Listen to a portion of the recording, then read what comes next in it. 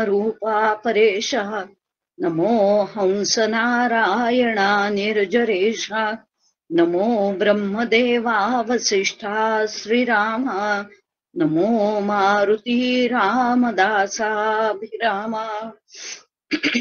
मला वाटते अंतरी त्वा वसावे तुझ्या दासबोधासी त्वा बोध व्हावे अपत्या परिपाववी प्रेम ग्रासा महाराजया सद्गुरु रामदासा कृपा कटाक्षाची किरणे मोह समुद्राचे आटणे घडे जये त्या श्रीकृष्णे बंधू तया ते श्रीराम सद्गुरुनाथ महाराज की जय जय जय रघुवीर समर्थ। माझे सद्गुरु आनंद योगी परमपूज्य डॉक्टर काका यांना साष्टांग नमस्कार करते। श्रद्धेय मंदाताई यांना देखील साष्टांग नमस्कार करते आणि आदरणीय आचार्य सीमाताई यांनाही सादर नमस्कार करते आणि श्रोते आपण जगदीश मूर्ती म्हणून या न्यायाने आपल्या सगळ्या साधक वर्गाला सुद्धा सादर नमस्कार करते आणि चिंतनाला आपण प्रारंभ करूया। वास्तविक पाहता मागच्या वेळेस सद्गुरु स्तवन झालेला आहे। आपण आत्ताच आरतीताईंनी प्रस्तावना केल्याच्या याच्यामध्ये आपण बघितलं की सद्गुरु आणि संत दोघांचंही स्तवन समर्थ वेगवेगळ्या दृष्टीने करताहेत। म्हणजे सद्गुरु स्तवनही त्यांनी केलेलं आहे आणि आता ते संत स्तवनही करत आहेत। आणि मग या सद्गुरु स्तवन आणि संत स्तवन याच्यामध्ये नेमका काय फरक आहे असा एकदा प्रश्न मंदाताईंना एका शिष्याने विचारला होता, एका साधकाने विचारला होता आणि त्यावेळेस मंदाताईंनी अतिशय छान पद्धतीने उत्तर दिलं की संत आणि सद्गुरु त्या ठिकाणी उत्तर देताना त्या म्हणाल्या की सद्गुरु हे संत असतातच असं नाही, पण संत म्हणजे सगळ्यात महत्वाचं म्हणजे संत जे काही आहेत तर ते कसे असतात तर वर्गात सर्वसामान्यांना शिकवणारा जो शिक्षक की जो सर्वसामान्यांना शिकवतो तो शिक्षक म्हणजे संत। आणि सद्गुरु म्हणजे एखाद्या विद्यार्थ्याला त्या घरी बोलवून त्याची बुद्धिमत्ता पाहून तशाप्रमाणे त्याला मार्गदर्शन करणारा तो सद्गुरु। किंबहुना आणखीनही दुसऱ्या पद्धतीने या संदर्भातला विचार करता येतो आणि तो विचार मंदाताई सांगतात की संत म्हणजे रेडीमेड कापडाचं दुकान, की कोणीही त्या दुकानात जावं, साधारणतः आपल्या मापाचा कपडा जो काही आहे तो आपल्या मापाचा कपडा साधारणतः होईल अशा पद्धतीने ते वस्त्र घ्यावं, याला म्हणायचं काय तर याला म्हणायचं संत म्हणजे रेडीमेड कापडाचं दुकान। आणि सद्गुरु म्हणजे नेमकं काय तर टेलर।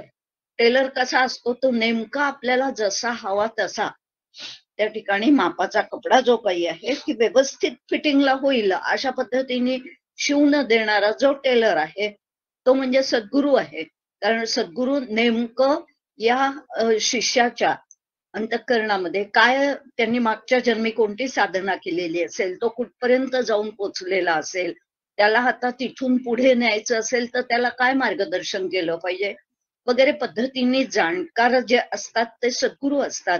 आणि संत जे आहे ते सर्वसामान्यांना साधारणतः उपदेश करणारे असतात। आणि या संतांचं एक वैशिष्ट्य असं आहे की आपल्या भारतीय संस्कृतीमध्ये या संतांचं भूषण किंवा वैभव त्यांना मानल्या गेलेलं आहे की वास्तविक पाहता संत सातत्याने काय मार्गदर्शन करतात तर आपल्याला संसारापासून किंवा भोगवादापासून दूर ठेवून ईश्वरनिष्ठ करण्याचं कार्य जे काही असतं ते संतांचं असतं। आणि म्हणून संतांच्या सहवासात राहिल्यानंतर आपल्याला मोक्षाची सोपी वाट जी काही आहे ती सोपी वाट दाखवण्याचं अत्यंत महान कार्य जे काही आहे ते संत करत असतात। आणि म्हणून संत आणि सद्गुरूंमध्ये अगदी थोडासा फरक आहे। वास्तविक पाहता दोघही सत्पदाला पोचलेले असतात, म्हणजे सद्रूप चिद्रूप आनंदरूप झालेले असतात, पण तरीही सुद्धा थोडासा फरक जो काही आहे तो अशा पद्धतीने आहे हे सद्गुरु जे काही आहेत तर ते नेमकं विद्यार्थ्याला ज्याप्रमाणे एखाद्याने ट्युशन घेऊन घरी बोलवावं आणि त्याला योग्य प्रकारे मार्गदर्शन करावं, म्हणजे त्या दृष्टिकोनातून श्री गुरूंची बांधिलकी जी काही आहे ती शिष्याशी असते आणि संतांचं मात्र मार्गदर्शन जे आहे ते सगळ्या समाजाला असतं आणि सगळ्या समाजाला धरून ते मार्गदर्शन करत असतात. आणि म्हणूनच मंदाताईंनी छान उदाहरणं दिली ही दोन्ही सुद्धा, की एकतर सद्गुरूंना टेलर म्हटलेलं आहे किंवा सद्गुरूंना विशेष शिकवणी घेणारा एखादा सद्गुरू जो काही आहे, की आपल्या विद्यार्थ्याला कुठे तो कमी पडतोय, काय कमी पडतोय, त्याला कशामध्ये मार्गदर्शन कशा पद्धतीने करण्याची आवश्यकता आहे, हे सगळं जाणून घेऊन त्या ठिकाणी तो काय करत असतो, तर तो मार्गदर्शन करत असतो. आणि म्हणून संत आणि सद्गुरूंमध्ये बस एवढासाच फरक आहे. बाकी वास्तविक पाहता संत आणि सद्गुरू हे दोघही जण जे सत्पदालाच म्हणजे सच्चिदानंद पदाला काय झालेले असतात, तर त्या ठिकाणी त्यांनी ते हस्तगत केलेलं असतं, त्याला ते प्राप्त झालेले असतात. आणि या संतांच्या सहवासामध्ये आता हा जो काही संत स्तवनाचा समास आहे, या समासामध्ये आपल्याला बघायला मिळेल की संतांच्या सहवासात परोक्ष ज्ञान जे काही आहे ते सहजपणे कळायला अतिशय त्या ठिकाणी काय जातं, तो सोपं जातं. अत्यंत कठीण असलेला वेदांत जो काही आहे तो सोपा करून सांगण्याची पद्धत किंवा कौशल्य हे संतांना अवगत असतं. आणि संतांना त्या अवगत असल्यामुळे त्या ठिकाणी अतिशय वेदांत जरी कठीण आहे तरी सुद्धा तो सोपा करून कसा सांगावा, लोकांच्या सर्वसामान्य लोकांच्या तो पचनी कसा पडेल, त्यांना कशा पद्धतीने ते समजेल, या संदर्भामध्ये अतिशय सुंदर पद्धतीने संत जे काही आहे ते मार्गदर्शन करत असतात. आणि म्हणून आता संतांचं स्तवन समर्थ या ठिकाणी करतायत. मागच्या वेळेस आपण सद्गुरूंचं स्तवन आदरणीय सीमाताईंकडनं ऐकलं आणि त्या सद्गुरूंचं स्तवन करताना कशा पद्धतीने नवही प्रमाण जी काही आहेत त्या नवही प्रमाणांनी कशा पद्धतीने सद्गुरूंचं काय होऊ शकत नाही, तर त्यांचं खरं पाहिलं असता ते जे काही तत्व आहे, गुरुतत्व जे काही आहे ते आपल्याला आकलन होऊ शकत नाही. ते आम्हाला त्या ठिकाणी खऱ्या अर्थाने कोणत्याही प्रमाणांनी आम्ही त्यांना जाणू शकत नाही. पण संत जे काही आहेत ते संत मात्र अशा पद्धतीने त्या ठिकाणी समाज निष्ठेचे सातत्याने काय असतात ते समाजाला धरून ते बोलत असतात. आणि त्यामुळे त्यांचं बोलणं जे काही आहे अगदी सर्वसामान्यांना समजेल, रुचेल, पचेल, त्यांना आचरणात आणता येईल, अध्यात्म त्यांना कळेल, त्या अध्यात्मापासून दूर राहणार नाहीत, अशा प्रकारचं सांगणं जे काही आहे ते सगळ्या संतांचं असतं. आणि म्हणून समर्थ आता या ठिकाणी काय करतायत, तर सहजपणे अगदी संत कसे असतात त्यांचं स्तवन करतायत. म्हणजे संत कसे असतात, संत कुणाला म्हणावं हे सुद्धा आम्हाला त्याच्यातनं कळतं. आणि त्याचबरोबर संतांची लक्षणं सुद्धा काय असतात, त्यांचं कार्य काय असतं, या पद्धतीचा विचार सुद्धा आम्हाला कळतो. वास्तविक पाहता बाह्यांगावरून संत काय किंवा सद्गुरू काय, केवळ त्यांच्या बाह्यांगावरून ते आम्हाला ओळखायला येत नाही, पण अंतरंग जे काही आहे त्यांचं, त्या अंतरंगावरून संत जे काही आहेत ते आम्हाला ओळखायला येऊ शकतात. कारण आपण संत किंवा सद्गुरूंचं वर्णन करताना सुद्धा आपण काय म्हणतो, तर ब्रह्मानंदम परमसुखदम केवलम ज्ञानमूर्तीम वगैरे अशा पद्धतीने सद्गुरूंचं वर्णन केलं जातं. आता हे सगळं वर्णन जे काही आहे ते वर्णन बाह्यंगाचं आहे का त्यांच्या अंतरंगाचं आहे, तर वास्तविक पाहता त्यांच्या अंतरंगाचं ते वर्णन आहे. आणि त्यामुळे बाह्यंगाने सद्गुरू काय किंवा संत काय ओळखायला येत नाहीत. संत सुद्धा साधी राहणी आणि उच्च विचारसरणी अशा प्रकारचं त्यांचं काय असतं, तर विचारधारा असते. अतिशय साधे राहतात. एखादी व्यक्ती केवळ बाह्यंगावरून ती संत आहे असं आम्हाला ओळखता येणार नाही. पण जेव्हा आम्ही त्यांच्या सहवासात जातो आणि सहवासात जाऊन त्यांचा काही उपदेश म्हणा, त्यांची प्रवचनं म्हणा, त्यांचं व्याख्यान म्हणा, हे जेव्हा आम्ही ऐकतो आणि तेव्हा मग आम्हाला हळूहळू एका ठिकाणी तर अशा पद्धतीने म्हटलेलं आहे की थोडी तरी अंतःकरणामध्ये संत लक्षणं आपल्या उतरलेली असतील तर आम्हाला संत जे काही आहे ते ओळखायला येऊ शकतात. म्हणून संत लक्षणं थोडी का होईना, अंशतः का होईना, पण स्वतःच्या अंतःकरणात काय झालेली पाहिजेत ती उतरलेली असली पाहिजेत. सद्गुरू सुद्धा आम्हाला ओळखता येत नाही, कारण बाह्यांगाने ते पुष्कदा आता आपले डॉक्टर काका आपण पाहतो की कशा पद्धतीने ते त्या ठिकाणी पॅन्ट शर्ट सुद्धा घालतात, केवळ टिळामाळा लावलेले आहेत, भगवे वस्त्र नेसलेले आहेत, काही विशिष्ट पेहराव त्यांनी केलेला आहे, वेशभूषा त्यांची काही वेगळी आहे आणि अशा पद्धतीने त्यांचं काहीही आपल्याला पाहायला मिळत नाही आणि त्यामुळे त्यांना संत म्हणावं का नाही म्हणजे इतका प्रश्न पडावा इतक्या साध्या पद्धतीने ते राहत असतात. मला आठवत आहे की एकदा आम्ही खामगावला परमपूज्य डॉक्टर काका आलेले होते आणि डॉक्टर काका आलेले असताना एका बाळबोध असलेल्या अशा घराण्यामध्ये त्यांना त्या ठिकाणी बोलवलेलं होतं. ते बोलवलेलं असताना काकांनी साधा वेश जो काही पॅन्ट शर्ट वगैरे असं घालून काका आम्ही काकांबरोबर होतो आणि म्हणून आम्ही त्या ज्यांच्या घरी बोलवलेलं होतं त्यांच्याकडे आणि ते जे यजमान होते ज्यांनी बोलवलेलं होतं ते पाद्यपूजा करायला म्हणून त्यांनी सोहळं वगैरे नेसून ठेवलेलं होतं आणि बाळबोध घराणं म्हणजे रूढी परंपराने चालत आलेले जे काही आपल्या हे आहेत तर त्या पाळणाऱ्या अशा प्रकारचं ते धार्मिक वातावरण त्यांच्या घरातलं होतं आणि त्यामुळे त्या ठिकाणी त्या आजी ज्या काही होत्या त्या घरातल्या तर त्या आजींना सुद्धा असं वाटलं की संत आपल्याकडे येत आहेत त्यांची पाद्यपूजा आहे तर काही एक विशिष्ट पेहराव त्यांनी केलेला असेल म्हणून त्या आम्हाला विचारायला लागल्या की काय होते संत येणार होते ते अजून आले नाहीत का. मग आम्ही त्यांना उत्तर दिलं की अहो ते काय सोफ्यावर बसलेले जे आहेत ना पॅन्ट शर्ट घातलेले तेच आहेत आमचे डॉक्टर काका. सांगण्याचं तात्पर्य एकच आहे की बाळबोध घराण्यातलं असल्यामुळे त्यांना त्या ठिकाणी त्यांना असं वाटलं की संत किंवा सद्गुरू जे काही आहेत ते काय असतील तर काही विशिष्ट पेहराव त्यांनी केलेला असेल काही टिळामाळा लावलेल्या असतील गळ्यात माळा असतील वगैरे अशा पद्धतीचा त्यांचा समज होता. आणि त्यावेळेस मग डॉक्टर काका ज्यांच्या बरोबर आम्ही गेलेलो होतो ते मोहनराव कुलकर्णी आपले गुरुबंधूच आहेत तर ते त्यांना म्हणाले की मला जर का आधी सांगितलं असतं की अशा प्रकारचं हे बाळबोध घराणं आहे तर मी निदान पैजामा झब्बा तरी घालून आलो असतो. सांगण्याचं तात्पर्य एकच आहे की संत हे पेहरावावरनं ओळखायला येत नाही सद्गुरू सुद्धा त्यांच्या बाह्यांगावरनं किंवा बाह्यवेशावरनं ते अजिबात सुद्धा ओळखायला येत नाही. त्यासाठी त्यांचं अंतरंग जे काही आहे ते त्यांनी ज्या काही ब्रह्माला गवसणी घातलेली असते म्हणजेच ब्रह्माचा अपरोक्ष अनुभव त्यांना आलेला असतो आणि त्यावरती ते आरूढ झालेले असतात आणि सातत्याने अखंड आनंदाची स्थिती त्यांना प्राप्त झालेली असते आणि त्यामुळे कुठल्याही अनुकूल किंवा प्रतिकूल परिस्थितीमध्ये त्यांच्या आनंदाला यत्किंचित सुद्धा तडा जात नाही. आणि अशा प्रकारच्या या संतांचं वर्णन किंवा सद्गुरूंचं वर्णन समर्थांनी केलेलं आहे. आता आपण संतांचं वर्णन ऐकणार आहोत. वास्तविक पाहता समर्थांनी सद्गुरूंचं वर्णन करताना सुद्धा मागच्या समासामध्ये कितीतरी उपमा त्यांना देण्याचा प्रयत्न केला पण त्या सगळ्या उपमा कशा पद्धतीने तोकड्या पडतात आणि वास्तविक पाहता खऱ्या अर्थाने मग त्या उपमा देऊन सुद्धा त्यांचं वर्णन करता येत नाही अशा पद्धतीने समर्थांनी सद्गुरु स्तवनामध्ये सांगितलेलं आहे. आणि आता संत स्तवनामध्ये वर्णन करताना समर्थ असं म्हणतात की आता वंदिन सज्जन जे परमार्थाचे अधिष्ठान जयांसेनी गुह्य ज्ञान प्रगटे जनी.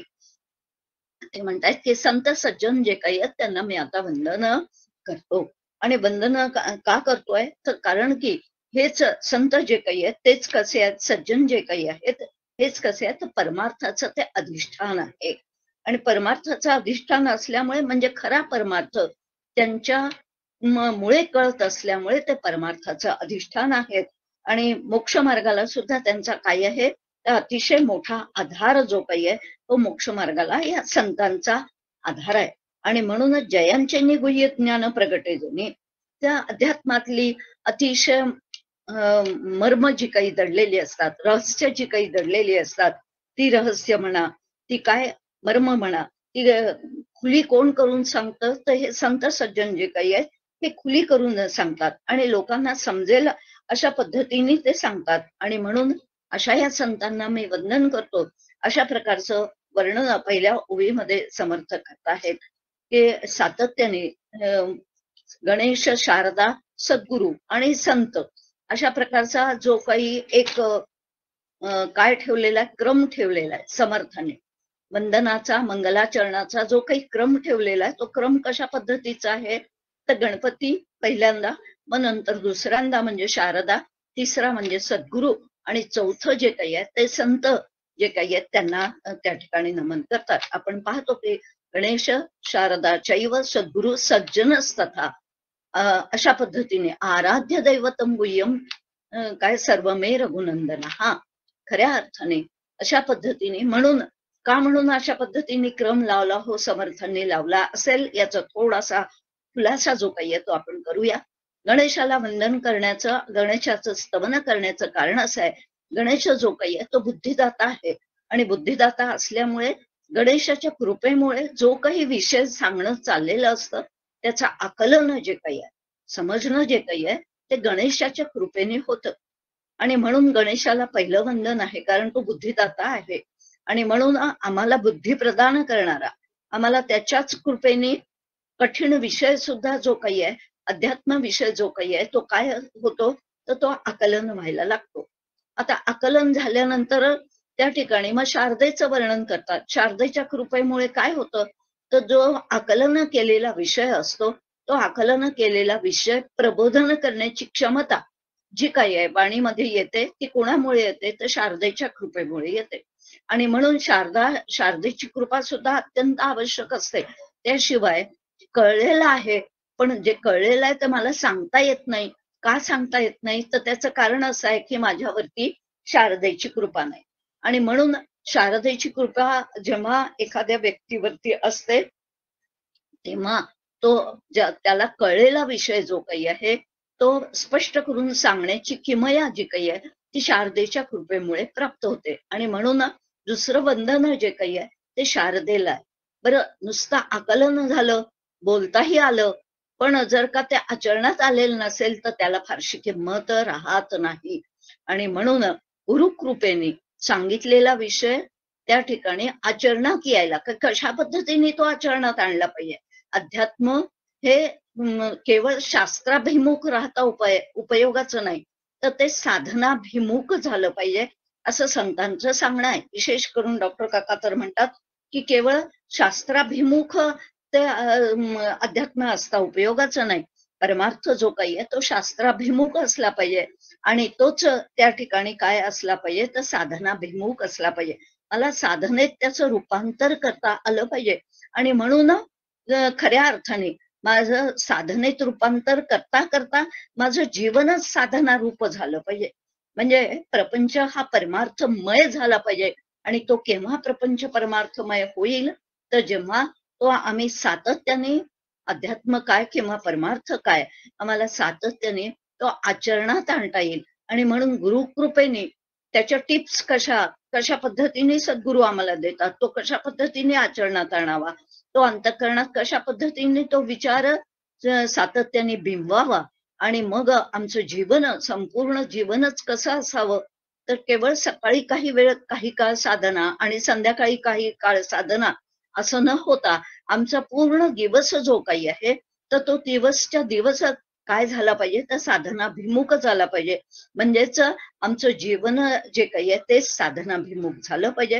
म्हणजे सगळं काही आम्हाला ते समजून उमजून चांगल्या पद्धतीने ते आम्हाला आचरणात आणता आलं पाहिजे. आणि अशा अशा पद्धतीने म्हणून त्यांनी सांगितलंय की जयाचेनी गुह्य ज्ञान प्रगटे जनी.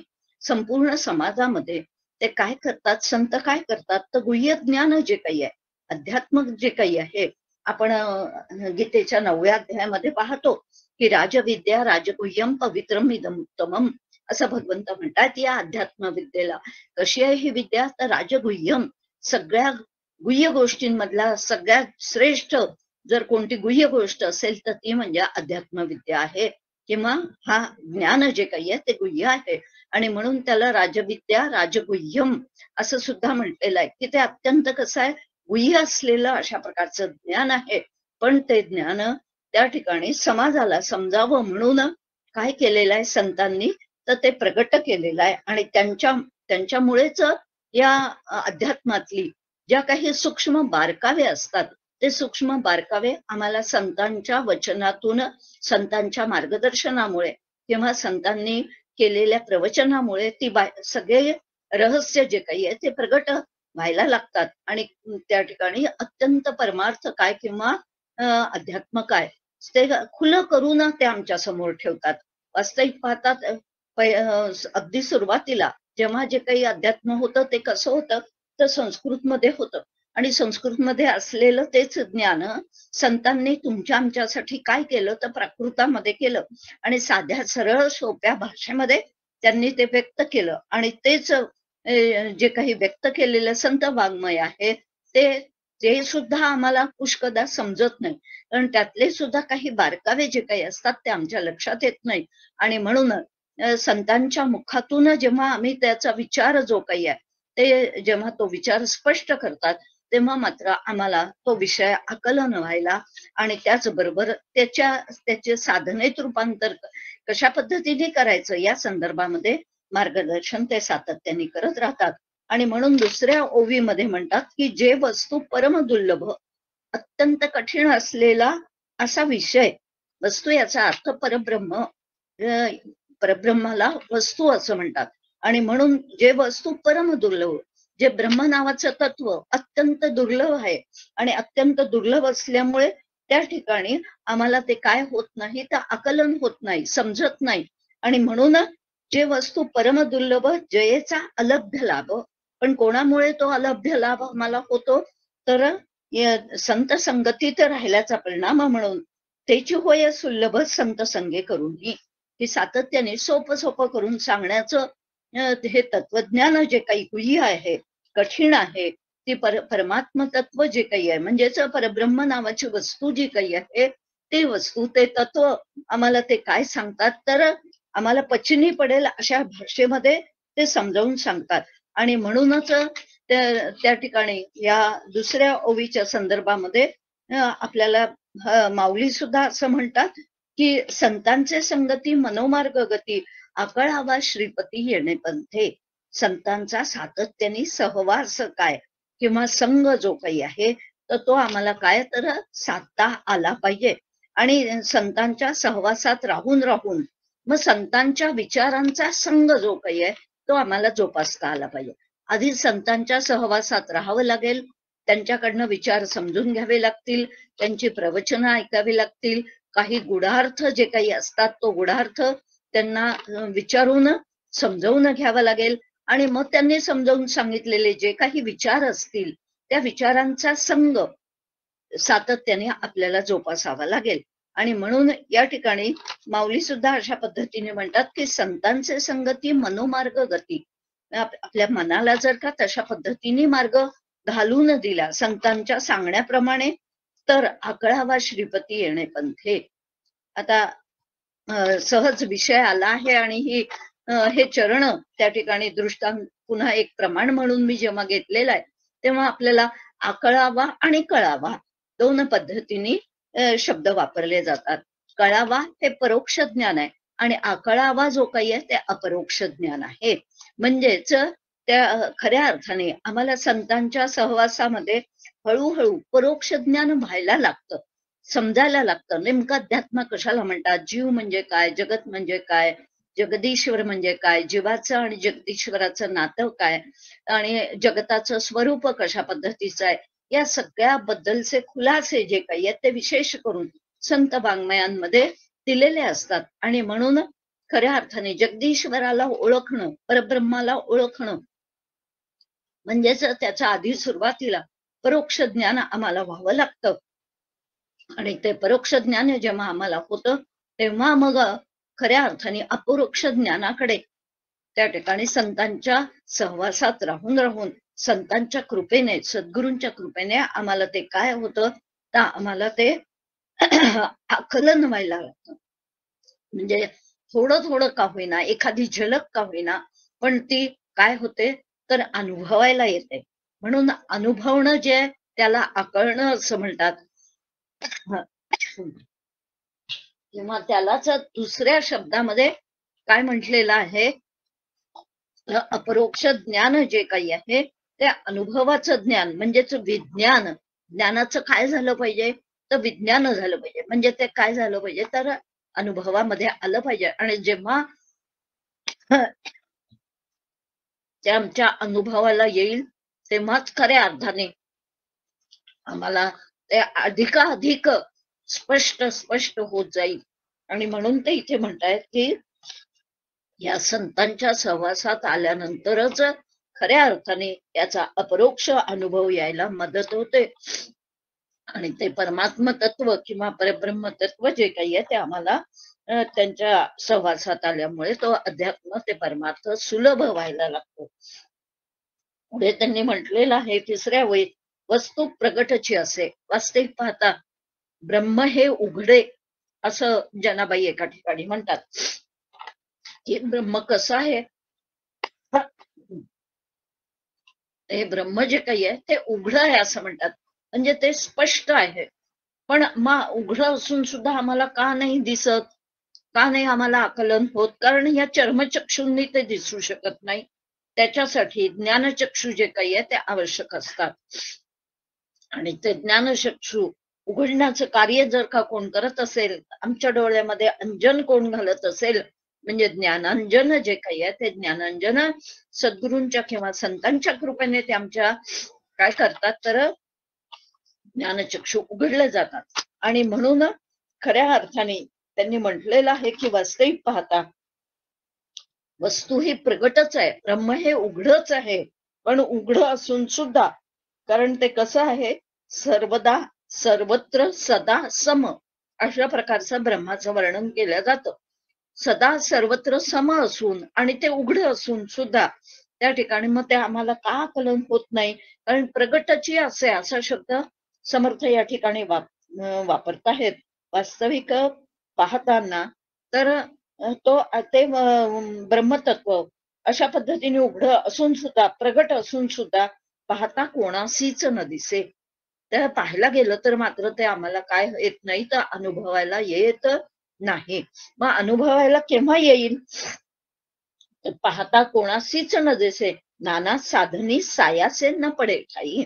ते म्हणतात की पण नेहमीच आपण जे मागच्या वेळेस बघितलं की परब्रह्माचं ज्ञान जे काही आहे कोणत्याही प्रमाणांनी होत नाही. जसं शब्द प्रमाणांनी होत नाही, अनुमान प्रमाणांनी होत नाही. मागच्या वेळेस सीमाताईंनी तो विषय अतिशय छान पद्धतीने समजावून सांगितलेला आहे. पंचज्ञानेंद्रियांचा तो विषय नाही, पंचज्ञानेंद्रियांच्या पलीकडे असणारं तर तत्व आहे. आणि म्हणून पंचज्ञानेंद्रियांनी सुद्धा आम्हाला त्या परमात्मा वस्तूचं परब्रह्माचं आम्हाला ज्ञान होऊ शकत नाही. म्हणजे नेहमीची जी काही आम्ही साधनं वापरतो ज्ञान संपादन करण्याच्या दृष्टिकोनातून, लौकिकातलं ज्ञान संपादन करण्याच्या दृष्टिकोनातून जी जी काही साधनं आम्ही वापरतो त्या साधनांनी परमात्मा वस्तू जी काही आहे त्याचं ज्ञान होऊ शकत नाही, म्हणजे त्याचा अनुभव येऊ शकत नाही. म्हणून ज्ञान होण्याच्या ज्या काही पद्धती आहेत त्या सगळ्या पद्धतीने ते होत नसल्यामुळे खऱ्या अर्थाने मग कशामुळे ते होईल तर इथे ते सांगतात की भलत्याच दिशेने माणूस प्रयत्न करून सुद्धा ते होऊ शकत नाही.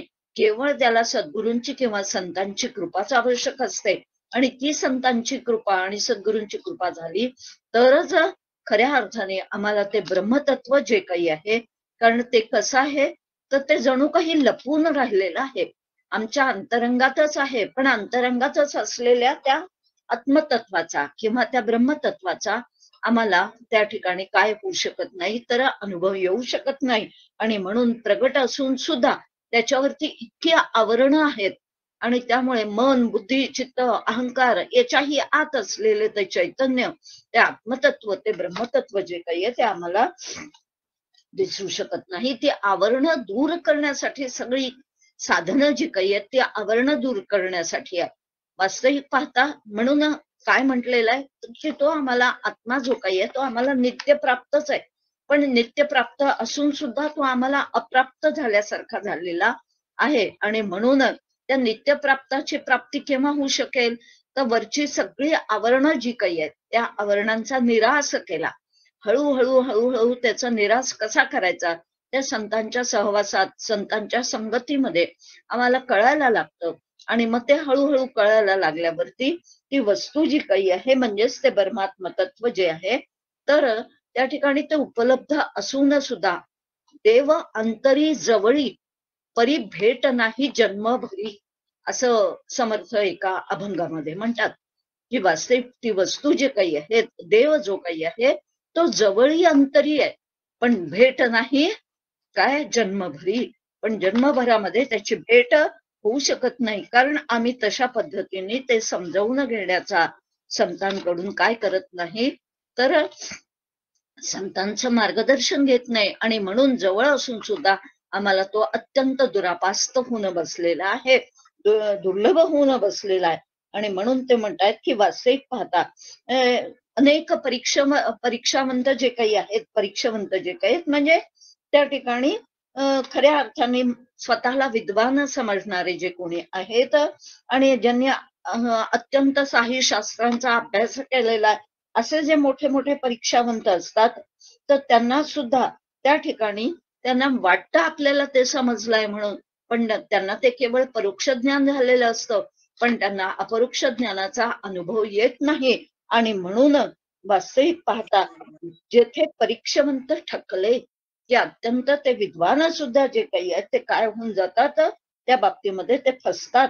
ना तरी डोळसाची अंध झाले आणि चर्मचक्षूंना दिसत नसल्यामुळे त्या ठिकाणी ते परब्रह्म जे काही आहे की ते सुद्धा डोळस असून सुद्धा, म्हणजे चर्मचक्षू असून सुद्धा त्यांना ते जणू काही त्या बाबतीत काय होऊन बसलेले आहेत, आंधळे होऊन बसलेले आहेत. तर त्या तुकाराम महाराजांचा सुद्धा एक अभंग आहे की तुकाराम महाराज एका ठिकाणी अशा पद्धतीने म्हणत आहेत की वास्तविक पाहता की कसे झाले हे आंधळे जन, की त्यांना हा खरा देव जो काही आहे विसरून गेले. खरा देवा, खऱ्या देवाला ते विसरूनच गेलेले आहेत. आणि म्हणून खऱ्या देवाला विसरून गेले म्हणजेच खरा देव त्यांच्या दृष्टीपथास येत नाही, म्हणजे ज्ञानचक्षुंना त्यांना कळत नाही. आणि म्हणून ते कसे आहेत तर आंधळेच आहेत. अशा पद्धतीने तुकाराम महाराजांचा सुद्धा अभंग या संदर्भामध्ये आहे. आणि म्हणून पाहता असताच सुकले निज वस्तुश्री. आणि वास्तविक पाहता त्या ठिकाणी खरं पाहिलं असता जीव मुळातलाच ब्रह्मरूप असताना सुद्धा केवळ माहित नाही, केवळ अनुभवाला आलेला नाही. आणि म्हणून त्या ठिकाणी आणि पुष्कळदा अनुभवाला आलंही तरी हा त्याचा अनुभव आहे ह्या सर्वसामान्य माणसाला कळू शकत नाही. कदाचित एखाद्या वेळेस साधनेच्या माध्यमातून त्यांना ते ब्रह्मतत्व अनुभवाला सुद्धा आलेलं असतं, पण हाच तो अनुभव आहे हे मात्र त्यांना माहित नसतं. आणि त्यामुळे अनुभव येऊन सुद्धा ते काय म्हणताहेत की पाहत असताच चुकले, म्हणजे अनुभव येऊन सुद्धा त्या ठिकाणी केवळ यालाच तो अनुभव म्हणतात असं माहित नसल्यामुळे त्यांना त्या ठिकाणी ते त्या परब्रह्म वस्तूपासून काय राहतात तर दूरच राहतात. आणि वास्तविक पाहता हे परमतत्व जे काही आहे, परब्रह्म वस्तू जी काही आहे ती दीपाचे नाही दिसेना. आपल्याला एखादी वस्तू जर का शोधायची असेल, आपण अंधारात असू किंवा त्या ठिकाणी फारसा उजेड नसेल, तर आपल्याला कुठला तरी काय घ्यावा लागतो, एखादा टॉर्च घ्यावा लागतो, दिवा लावा लागतो आणि आपण ती अंधारातली वस्तू शोधून काढण्याचा प्रयत्न करतो. पण ही वस्तू जी काही आहे ते दीपाचे दिसेना, ब्रह्म दिव्याच्या उजेडामध्ये सुद्धा दिसत नाही. आता हा सूर्यप्रकाश जो काही आहे, चंद्रप्रकाश जो काही आहे, या चंद्राच्या प्रकाशामुळे आपल्याला त्या ठिकाणी मग काय परब्रह्म वस्तू दिसेल का, किंवा सूर्याच्या प्रकाशाने ती दिसेल का, किंवा लाईटच्या प्रकाशात ती दिसेल का, तर वास्तविक पाहता ती कोणत्याही अशा पद्धतीने प्रकाशामध्ये दिसत नाही. कारण चंद्राला, सूर्याला मिळणारा हा जो काही प्रकाश आहे तो प्रकाशच मुळे त्यांच्यापासून त्या परमात्मा वस्तूपासूनच त्यांना तो प्रकाश मिळालेला आहे. आणि त्यामुळे त्यांना तो त्याच्यापासून मिळालेला, त्या ब्रह्मापासून तो प्रकाश मिळालेला असल्यामुळे त्याच्या प्रकाशामुळे मध्ये आपल्याला परब्रह्म दिसू शकत नाही. आणि म्हणून इथे म्हणतात की दीपाचेनी दिसेना. वास्तविक पाहता ब्रह्म दिव्याच्या उजेडामध्ये अजिबात सुद्धा दिसत नाही. नाना प्रकाशे गवसेना, अनेक प्रकारचे प्रकाश असतात. जसा हिऱ्याचा एक प्रकाश असतो, त्या प्रकाशात दिसेल का, मग दिव्याच्या प्रकाशात दिसत नाही, किंवा सूर्याच्या प्रकाशात दिसत नाही, मग हिऱ्याच्या प्रकाशात तो दिसेल का, तर हिऱ्याच्या प्रकाशात सुद्धा ते परमात्मा तत्व दिसत नाही. आणि म्हणून नेत्रांजने ही वसेना दृष्टी पुढे. आणि गुप्त ठेवा दाखवणार नेत्रांजन जरी डोळ्यामध्ये घातलं तरी सुद्धा अरूप, कारण दिसण्यासाठी आम्हाला प्रत्येक वस्तू जेव्हा दिसते तेव्हा त्याला काहीतरी रूप असतं, त्याला आकार असतो. आणि वास्तविक पाहता ब्रह्म जे काही आहे ते कसं आहे तर ते पूर्णपणे निराकार आहे. आणि निराकार असल्यामुळे मग ती वस्तू आम्हाला दिसू शकते का, कारण आम्हाला जे काही अनुभवायला येतं ते सातत्याने डोळ्यांच्या माध्यमातून आम्ही ती वस्तू किंवा तो पदार्थ, ती दृश्य वस्तू आम्ही पाहत असतो. तर त्या वास्तविक पाहता त्या परब्रह्माला ते निराकार असल्यामुळे त्याला आकार नाही, ते अरूप आहे, त्याला निर्वयव आहे, आणि म्हणून खऱ्या अर्थाने आम्हाला ते काय होऊ शकत नाही, तर दिसू शकत नाही.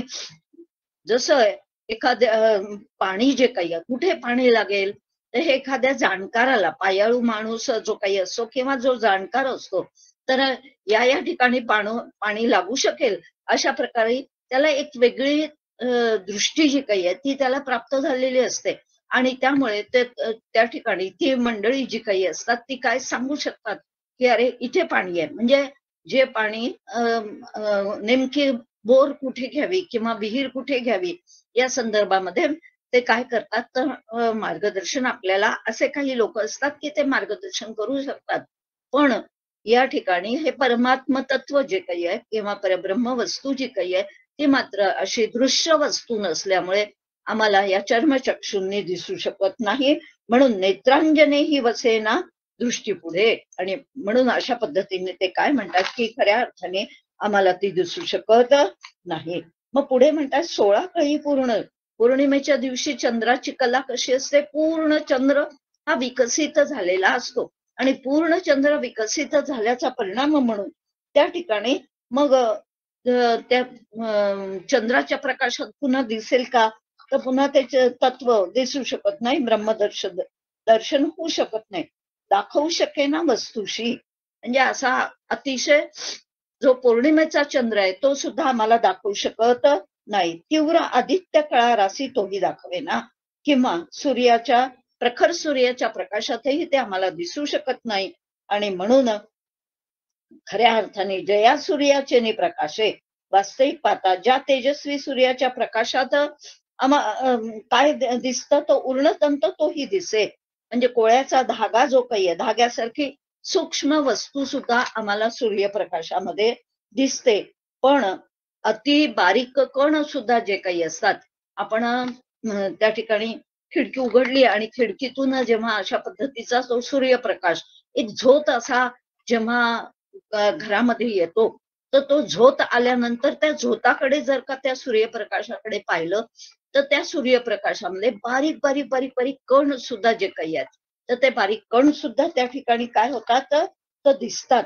पण ब्रह्मतत्व जे काही आहे, ब्रह्म वस्तू जी काही आहे ती मात्र त्या सूर्याच्या प्रकाशामध्ये दिसू शकत नाही.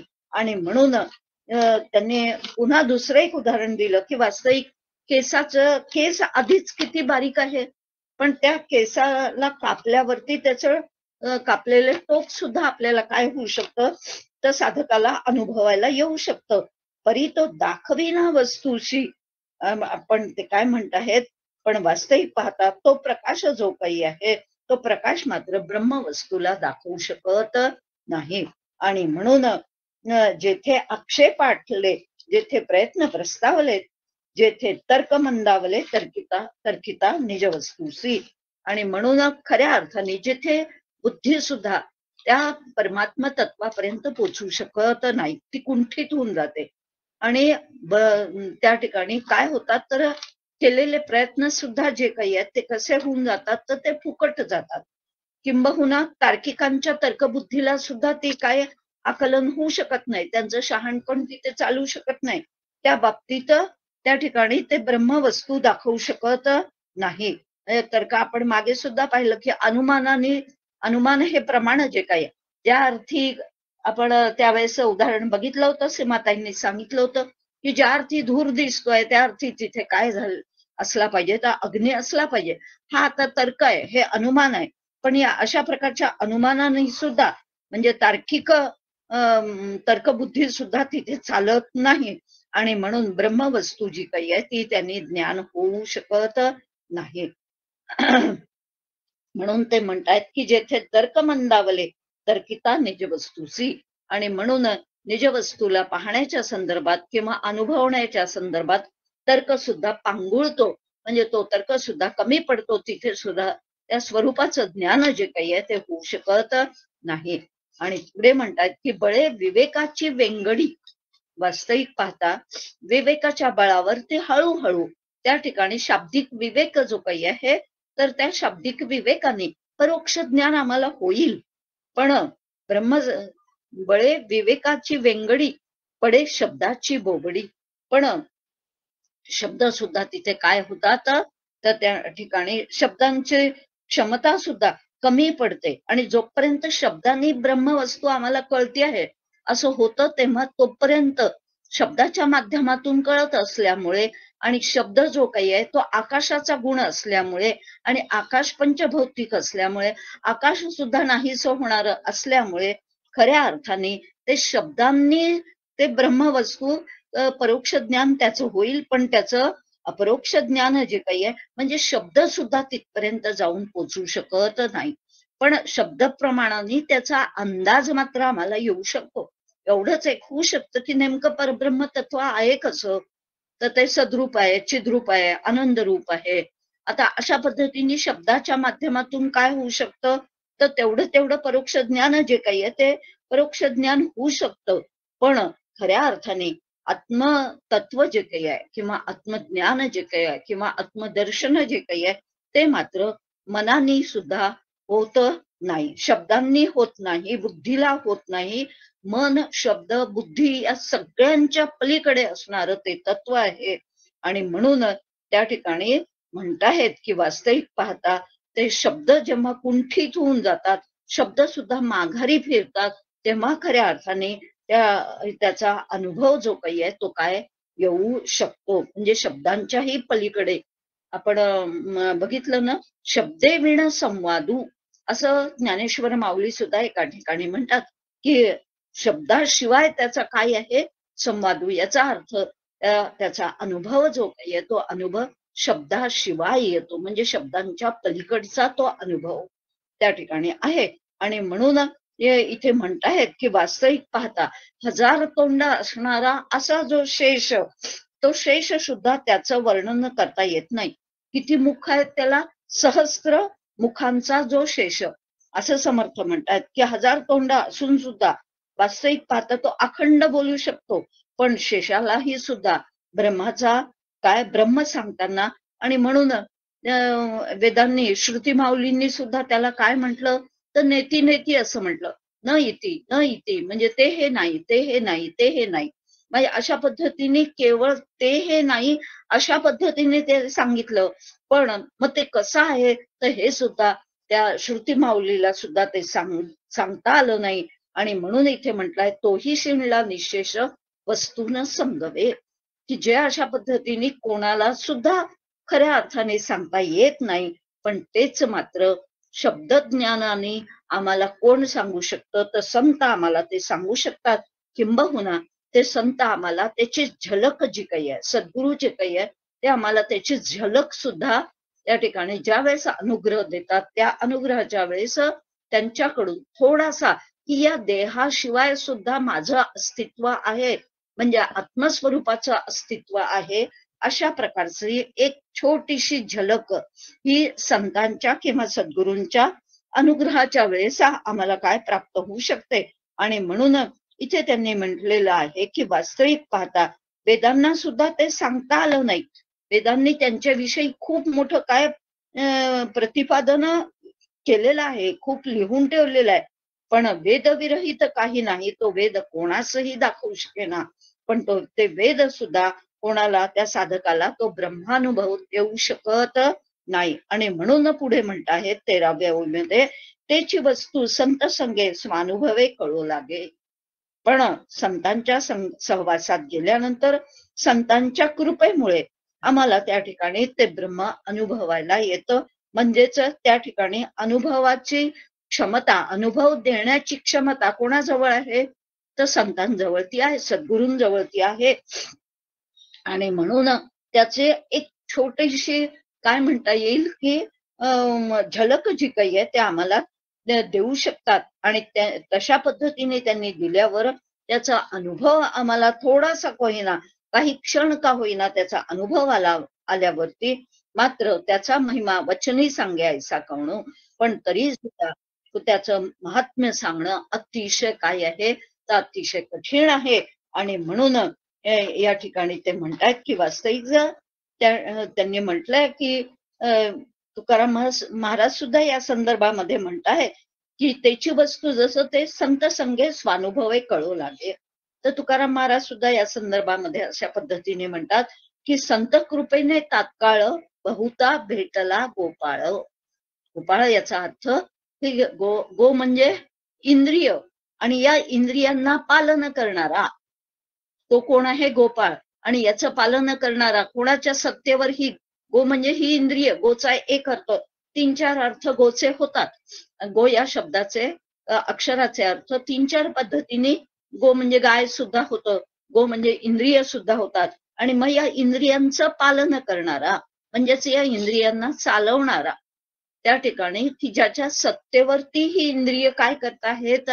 डोळे पाहू शकतायत, कान ऐकू शकतायत, वाणी बोलू शकते आहे, श्वासोश्वास चालू शकतो आहे. म्हणजे हे सगळं जे काही आहे, मनाचं मनपण सुद्धा जे चाललेलं आहे ते कोणाच्या सत्तेवर चाललेलं आहे? तर आत्म्याच्या सत्तेवर ते चाललेलं आहे. आणि म्हणून इथे ते म्हणत आहेत अशा पद्धतीने संत कृपेने तात्काळ बहुता भेटला गोपाळ. आणि म्हणून हरिप्राप्तीसी उपाय धरा संतांचे ते पाय. त्यांनी सांगितलं की हरिप्राप्ती करून घ्यायची असेल तर संतांना शरण जा. जोपर्यंत संतांना शरण जात नाही, त्यांना पूर्णपणे अनन्य शरणागती तुम्हा आम्हाला जोपर्यंत साधत नाही, तोपर्यंत खऱ्या अर्थाने हरीची प्राप्ती म्हणजे आताच असलेलं हे आत्मतत्व जे काही आहे ते आम्हाला काय होऊ शकत नाही, तर म्हणजे त्याचा अनुभव येऊ शकत नाही. आणि म्हणून कारे हिंडता रानो राणी जाऊनी पुसा संताला. तुकाराम महाराजांचं वचन आहे की ते म्हणतात कशाला तुम्ही रानोराणी हिंडत आहे आणि कशाला खऱ्या अर्थाने अशा पद्धतीने. समर्थांनी सुद्धा एका ठिकाणी सांगितलं बहु हिंडता सौख्य होणार नाही. म्हणजे सातत्याने कितीही हिंडलं, कितीही ग्रंथ वाचले, कितीही काही केलं तरी सुद्धा खऱ्या अर्थाने संतांना शरण गेल्याशिवाय आम्हाला त्या ब्रह्मतत्वाचा अनुभव येऊ शकणार नाही. आणि म्हणून इथे त्यांनी म्हटलंय की त्याची वस्तू संत संगे स्वानुभवे कळू लागे, त्याचा महिमा वचनी सांगे ऐसा कवणो. या अनुभवाचे महात्म्य वाणीने सुद्धा काय खऱ्या अर्थाने वाणी सुद्धा तिथे अपुरी पडते, ती सुद्धा त्या ठिकाणी बोलू शकत नाही. आणि म्हणून या संतांचं सुद्धा महात्म्य सांगणं खूप कठीण आहे. संतांची ओळख कशा पद्धतीने होते, साधू कशा पद्धतीने ओळखावा, या संदर्भामध्ये अतिशय छान व्हॉट्सअपवर एकदा एक विचार आलेला होता की ते म्हणतात नाथ महाराजांनी सुद्धा नाथ भागवतामध्ये साधूची लक्षणं सांगितलेली आहेत. आणि त्या साधूच्या लक्षणांमध्ये विचार जर केला म्हणजे संतांची लक्षणं सांगताना, साधूची लक्षणं सांगताना त्यांनी सांगितलं की साधू कशावरनं ओळखायचा, 30 लक्षणं जवळजवळ नाथ महाराजांनी वर्णन केलेली आहेत. आता ती 30 लक्षणं पाहण्यासाठी आपल्याजवळ वेळ नाही, पण खऱ्या अर्थाने की एवढी सगळी लक्षणं जेव्हा त्या याच्यामध्ये असतील, एखाद्या व्यक्तीमध्ये असतील, तेव्हाच खऱ्या अर्थाने तो साधू आहे म्हणून ओळखला जाऊ शकतो या सगळ्या लक्षणांवरून. परंतु त्या व्हॉट्सअपवरती एका ठिकाणी एक छान विचार आलेला होता की साधू कोणाला म्हणावं, तर या हे काम क्रोधादी विकार जे काही आहेत, काम क्रोध लोभ मोह मद आणि मत्सर, हे 6 विकार जे आहेत, या 6 विकारांना ज्यांनी अधू करून टाकलेला आहे त्याला साधू असं म्हणतात. असं एक छान विचार जो काही आहे तो कशात आलेला होता, त्या व्हॉट्सअपवर आलेला होता. किंबहुना या 6 धारण करणारा जो असतो तो साधारण व्यक्ती असते. या 6 मान्य करणारा जो असतो की आहेत माझ्यामध्ये ही लक्षणं आहेत हे निदान कबूल करतोय, आणि तो कोण आहे तर तो सामान्य आहे. या 6 सातत्याने धाकात ठेवणारा जो असतो त्याला साधक असं म्हणतात. आणि या 6 अंत करणारा जो असतो म्हणजे या 6 निर्मूलन पूर्णपणे काय केलेलं असतं, त्यांचं निर्मूलन केलेलं असतं. म्हणजे या 6 विकारांना ज्याने पूर्णपणे काय ज्यांचा अंत केलेला आहे त्याला संत असं म्हणतात. असा छान विचार त्या ठिकाणी काय आलेला होता. सांगण्याचं तात्पर्य तर संत जे काही आहे ते मुळात त्यांनी या सहांना सुद्धा काय केलेलं, या सहांचा सुद्धा अंत करून टाकलेला असतो. म्हणजे त्यांच्या जवळ ते अजिबात कामक्रोधादी विकार आपल्याला दिसू शकत नाहीत, त्यांच्याजवळ ते नसतात. आणि म्हणून या ठिकाणी समर्थ सुद्धा सांगतात की विचित्र कळा या मायेची परी ओळखीन संगे वस्तूची. हे मायेचे सामर्थ्य जे काही आहे, हे मायेचं सामर्थ्य अफाट अशा प्रकारचं सामर्थ्य आहे. ते म्हणजे त्याचं वर्ण विलक्षण असणारी अशा प्रकारची ही माया आहे. पण तिच्या प्रभावाखाली ब्रह्मानुभव म्हणजे तिच्या माध्यमातून, तिच्या प्रभावाखाली याचा अर्थ तिच्या माध्यमातून सुद्धा ब्रह्माचं, आणि म्हणूनच तेथे माया स्पर्शो सकेना असं मागच्या वेळेस सद्गुरु स्तवनामध्ये समर्थांनी वर्णन केलं की मायेचा तिथे स्पर्श होऊ शकत नाही, म्हणजे माया त्याचं वर्णन करू शकत नाही, त्या ब्रह्मतत्वाचं वर्णन करू शकत नाही. म्हणून विचित्र कळा या मायेची परी ओळखीन संगे वस्तूची. त्या परब्रह्माचे काय ओळख तिला सुद्धा करता येत नाही. मायातीता अनंताची संत सोय सांगती. पण या मायातीताची ओळख जी काही आहे ते संत मात्र मायाच्या अधिष्ठान असलेल्या म्हणजे मायातीत असलेल्या अशा ब्रह्माची ओळख आम्हाला करून देतात. एक तर शब्दांच्या माध्यमातून करून देतात की ते परब्रह्म तत्व कसं आहे, आणि अनुभवाच्या पातळीवर सुद्धा ते आम्हाला त्या ठिकाणी काय करून देऊ शकतात. इतकं सामर्थ्य संतांमध्ये दडलेलं असतं. आणि म्हणूनच त्या ठिकाणी त्यांनी म्हटलंय की मायातीता अनंताची, अनंत असणारा असा हा जो काही परब्रह्म वस्तू आहे जी मायेच्याही पलीकडे आहे, तीच त्या ठिकाणी संत सोये सांगती. आणि संतांच्या माध्यमातून मात्र काय होऊ शकते तर ओळख होऊ शकते. आणि म्हणून संतांचं वर्णन करताना वस्तुसी वर्णिले नवचे त्याची स्वरूप संतांचे. ज्या ब्रह्माचं कोणत्याही प्रकारे वर्णन करता येत नाही त्याच ब्रह्माची संत ही जणू काय चालती बोलती काय असतात तर रूप असतात, मूर्त स्वरूप. संतांचं देह जो काही आहे, सगुण देह जो काही आहे, म्हणजे मूर्त स्वरूप जे काही आहे ते ब्रह्माचं जणू काही मूर्त रूपच आहे. अशा पद्धतीने ब्रह्मरूप, कारण आपण त्यांना काय म्हणतो, ब्रह्मानंदम परमसुखदम अशा प्रकारे त्यांचं वर्णन करतो. आणि म्हणून चालतं बोलतं ब्रह्म जर कोणतं असेल तर ते म्हणजे संत आणि सद्गुरु. हे चालतं बोलतं ब्रह्म आहे. वास्तविक पाहता ब्रह्माचं अशा पद्धतीने वर्णन करता येत नाही, पण ब्रह्माला जर का बघायचं असेल तर चालतं बोलतं ब्रह्म संतांच्या आणि सद्गुरूंच्या माध्यमातून तुम्हाला पाहता येतं. आणि म्हणून त्या ठिकाणी त्यांनी म्हटलेलं आहे की वस्तुसी वर्णिले नवचे त्याची स्वरूप संतांचे. खरं त्या स्वरूपाला ते प्राप्त झालेले असतात, त्यामुळे ते काये सकट ब्रह्म झालेले असतात. आणि म्हणून म्हटलेलं आहे की शास्त्रांनी की सद्गुरूंना व्यक्ती म्हणून किंवा मनुष्य म्हणून कधीही समजू नये, की सद्गुरूंना त्या ठिकाणी ते परब्रह्मच आहे, प्रत्यक्ष परब्रह्म. गुरुर् ब्रह्मा गुरुर्विष्णू गुरुदेवो महेश्वरा, गुरु साक्षात परब्रह्म. साक्षात म्हणजे काये सकट सगुण साकार रूप जणू काही ब्रह्माचं असलेलं असं हे काय आहे तर सद्गुरू आहेत. म्हणून त्या सद्गुरूंना व्यक्ती मांडणं काय आहे तर पाप आहे असं शास्त्र सुद्धा तुम्हाला सांगतं.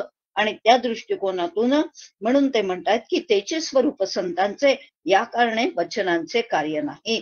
संत ब्रह्मरूप असल्यामुळे त्यांचं वर्णन शब्दांनी करणं अतिशय कठीणच आहे.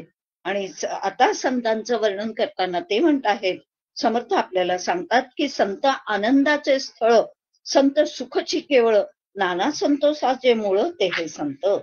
संपूर्ण संतांचं त्या ठिकाणी जीवन जे काही आहे ते कसं असतं तर आनंदमय. आनंदाला शोधायला जायचं असलं तर कुठे शोधायला जावं, कुठे त्यांचा पत्ता आहे, त्या आनंदाचा पत्ता कुठे आहे नेमका, तर संत हे आनंदाचे स्थळच असतात. आणि म्हणून संतांना पाहिलं म्हणजेच त्या ठिकाणी काय मिळतो आम्हाला, तर आम्हालाही आनंद मिळतो, कारण ते स्वतः आनंद रूपच झालेले असतात.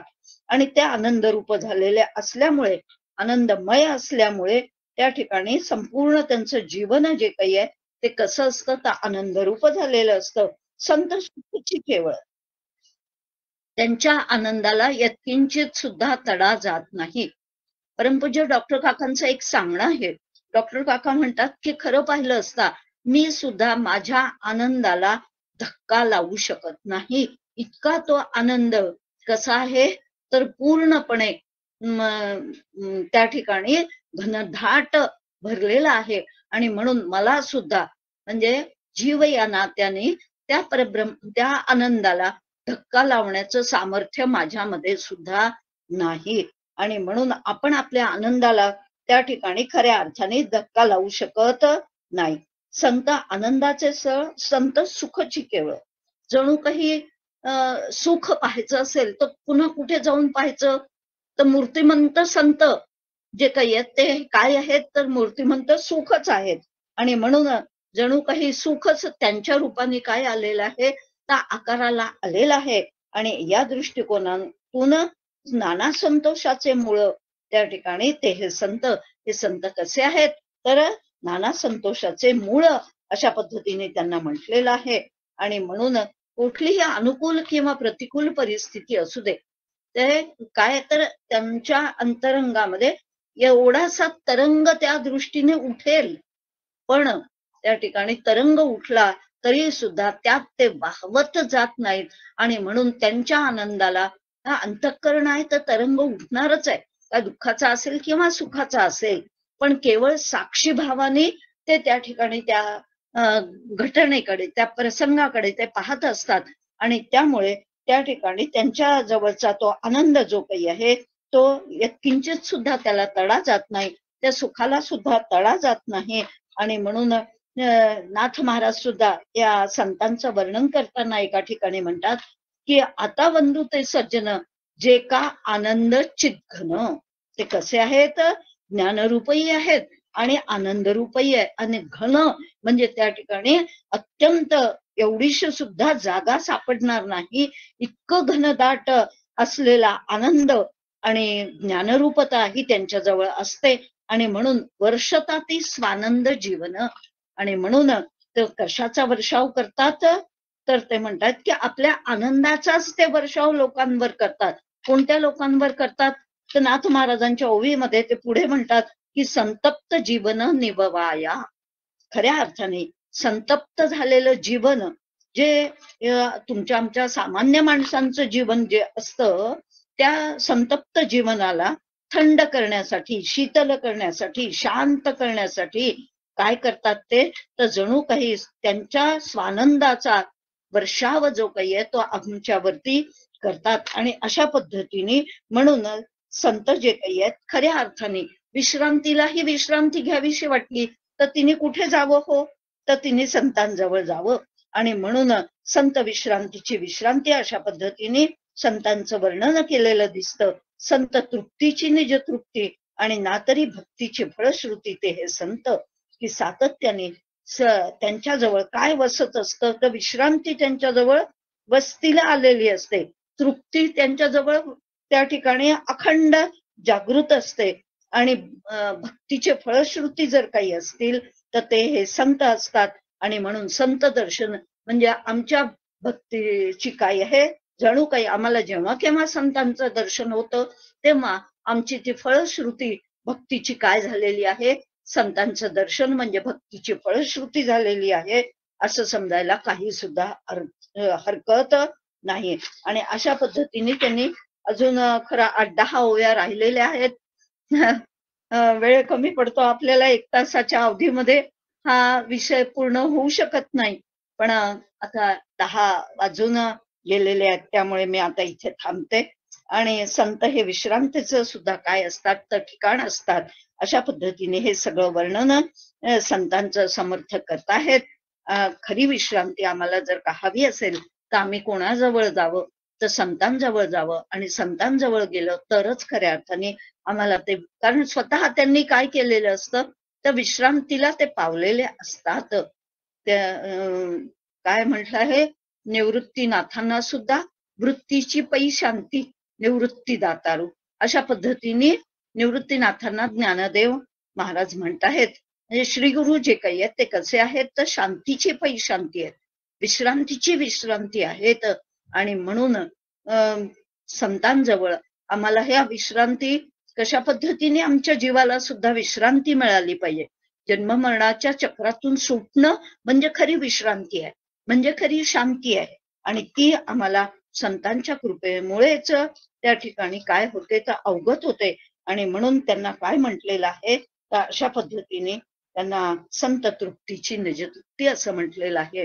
खऱ्या अर्थाने आम्हाला तृप्तावस्थेकडे कसं जावं, अखंड तृप्ती, अखंड शांती, अखंड विश्रांती आमच्या जीवनात कोणामुळे येईल तर संतांच्या कृपेमुळे येईल.